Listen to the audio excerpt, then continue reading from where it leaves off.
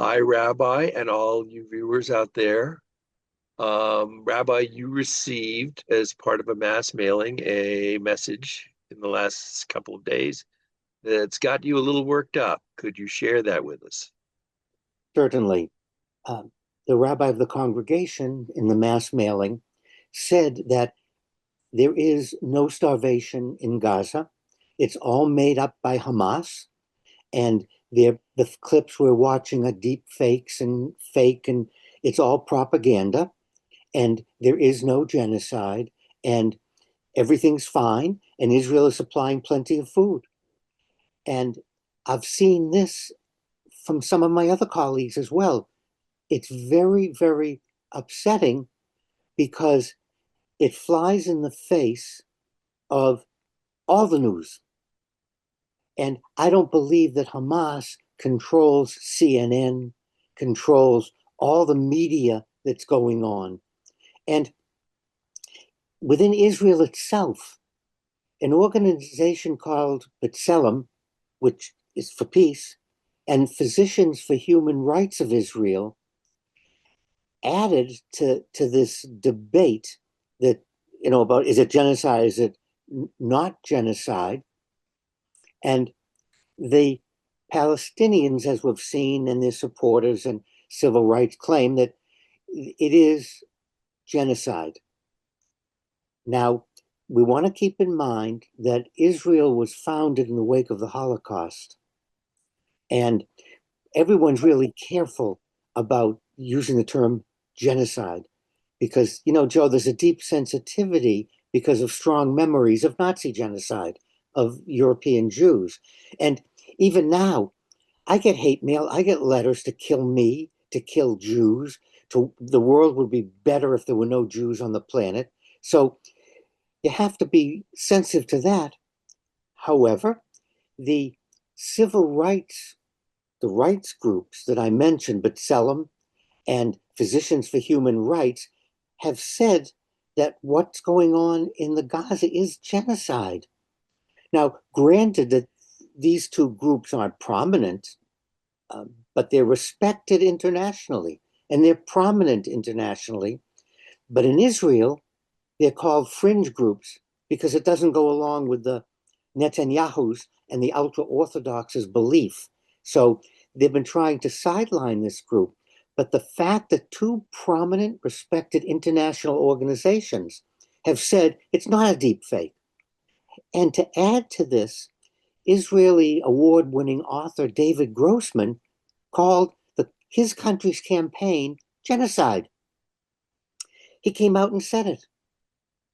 And again, it was with great reluctance that he used the term because of the Holocaust, because of how genocide is thought of, in Israel. So, given that, it's mind-boggling that my colleagues would actually send out something that just kind of inflames the problem. And therein, Joe, is my point.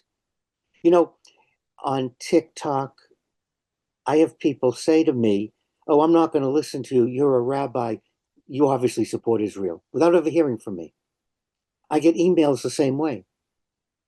And so, what these my colleagues are sending out just poisons the well. The only solution is going to be to acknowledge there is a problem. Let's not use the word genocide. It seems to inflame people. Okay, all right, don't use it. Let's just say not enough food is getting through. People are starving in the Gaza. How do we help the people? How do we solve this? And many Arab nations have already agreed that there's a problem. It's now time for everyone to join together, Joe, and address what's going on rather than the propaganda machine. And even if you don't believe that Israel's solely responsible, that this is somehow a PR manipulation by Hamas, you it's no longer possible to deny that Israel is participating in the destruction of the Gaza Strip, whether righteously or incorrectly. there is damage being done. There are people being killed. There are children who are starving because food is not being allowed in.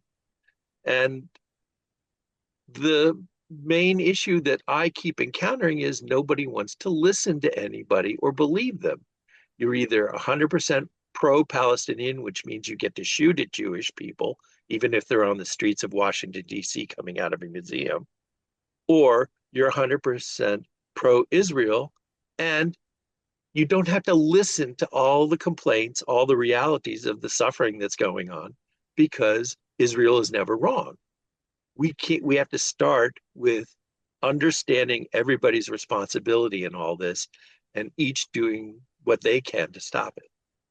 And that was my aggravation when I'm reading stuff coming out by my colleagues that that Israel is being maligned and attacked, and we have to support the country. My answer is no. Israel is a country. The policy is not working. There is a problem. And it's time for my rabbinic colleagues who have pulpits, who have a voice, to turn and say to everyone, there is a problem in Gaza.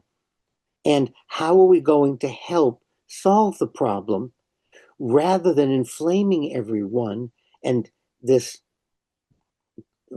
big lie, if you will, that it's all a Hamas conspiracy. And I keep going back to Egypt and the Saudis and other Arab countries that have asked Hamas to lay down their arms and get out. So it's recognized. And now we've reached that cusp, Joe, where we have to look at each other and say, not a good idea, not a good policy. How do we correct this?